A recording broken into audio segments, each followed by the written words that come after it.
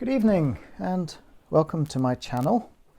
I'm going to read you another 1,000 word short story based on 5 random words. As ever, they are here. Make sure I don't nudge my microphone. Okay, this one is called A Cork on the Ocean. Margaret MacLeod, as she sometimes still thought of herself, sat in her wagon-lit sleeping compartment aboard the Orient Express, wondering if she'd have someone to share it with. A deep sadness had come over her, a feeling that she was rootless and adrift, a cork bobbing upon the ocean of history. Margaret, or as she was known professionally, Mata, felt that it was time to settle down somewhere, although where she couldn't say. She no longer felt welcome in Paris. Recent reviews of her Moulin Rouge show were middling. It was true she had begun to put on a little weight, and that fashion had moved away from the exoticism of her Javanese dances. But the mean-spirited fashion in which the critics turned on her was shocking. These men, and they were inevitably men, seemed to view her sensuality, no, let us be frank, her sexuality, as a threat. Margaret was certain Isadora had never had to put up with this. She must get round to writing to her. 3 loud bangs issued from the hallway. Margaret popped her head out in time to see a conductor chasing 2 small boys down the aisle. The boys, a string of Chinese firecrackers trailing behind them, collided with a sharp-suited young man who crouched to scold them and apologise to the conductor. His accent was perhaps Eastern European. "I told you not to light those indoors," he said, confiscating the offending fireworks and ushering his charges into his compartment. Before he closed the door, the man tipped his hat to her. Margaret wondered if she'd see her debonair fellow passenger in the dining car later, hopefully minus the little saboteurs. Damn it, why couldn't she stop thinking about sex for 1 minute? The conductor strode back down the passage, offering a "Désolé, madame," in passing. Madame? She had until recently been a mademoiselle. Margaret sat back amongst wagon-lit luxury, wondering which evening dress to wear. She settled upon the Chanel that a long-forgotten admirer had bought her. Poor thing had probably thought this was an extraordinary gesture. In truth, half Margaret's wardrobe had been gifted, and even her Orient Express ticket to Constantinople had been the final token of a now-dissolved romance. Hand-me-downs and keepsakes, that's what her life had become. Stop it, Margaret scolded herself. She was becoming a real moaning Minnie. She took a quick sponge bath in the little porcelain basin and dressed for dinner, donning long white gloves, pearls, and one of the fascinators she'd handcrafted. This evening they would arrive in Budapest, and she'd have to decide whether to get off to go and meet the Hungarian Minister of the Interior, who'd sneaked her a backstage note 3 weeks ago, or remain on the train as far as Constanta. She did want to see the Carpathian Mountains, and the idea of clearing her head by the Black Sea held much appeal. Margaret decided that by bedtime she would have an answer. The dining car was almost full, and Margaret felt uncharacteristically shy. She wondered how many of the passengers recognised her.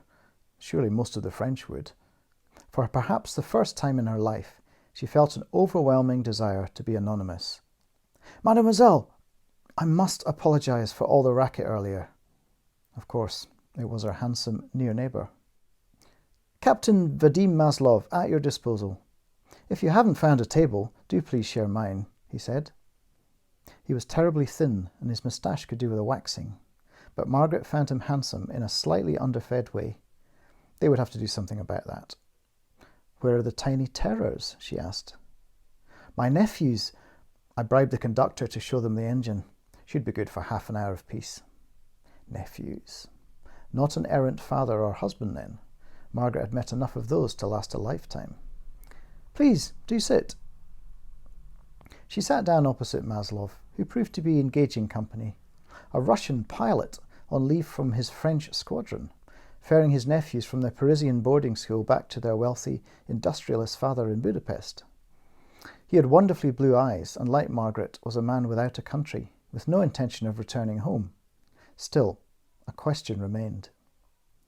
Do you know who I am? She said, as coyly as possible, sipping the champagne he'd ordered. To his credit, he maintained eye contact. None other than the famous Mata Hari. I've seen you dance in Paris. She laughed. Infamous? He looked a little embarrassed. Flirting in a second language could be tricky. Margaret, who spoke French and English in addition to her native Dutch, knew that better than anyone.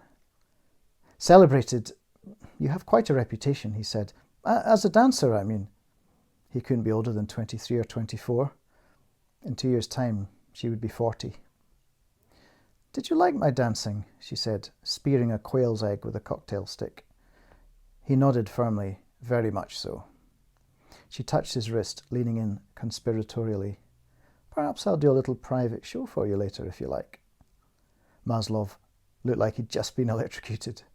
He began to fidget with his collar. Oh, hell, it's hot in here. Shall we open this?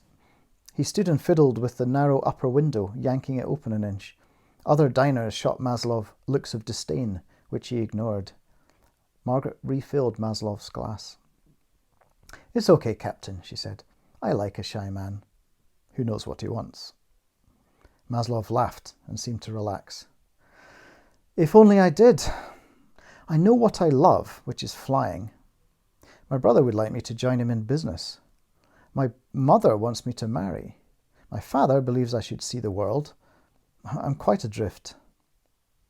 A cork bobbing on the ocean, Margaret said softly. Maslov nodded vigorously. Speaking of corks, he signalled for a waiter and ordered more champagne. Margaret felt her decision had been made. Constanta could wait. In any case, she'd always wanted to see Budapest. The end. So I hope you enjoyed that. That story possibly involved more research than any other I've done yet, and it's about admittedly fictionalized way in which Mata Hari, the famous exotic dancer and possible spy, although that's still controversial as to whether she actually did any spying, how she met her long-term paramour, who was a young Russian-born pilot. Yeah, fascinating character and fun to write about. Anyway, I hope you enjoyed that, and if you did, please subscribe. That's that one, and maybe watch another little piece, and I will see you soon. Thanks for listening.